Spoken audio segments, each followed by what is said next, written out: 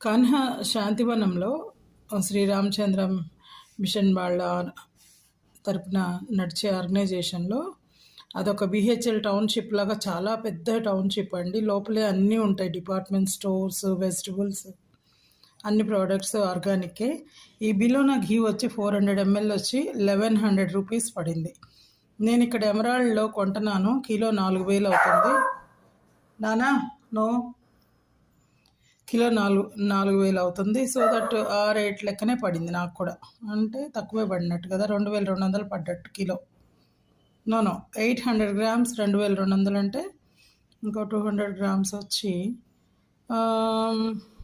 అంతే, ఇంకో 220 అట్లా.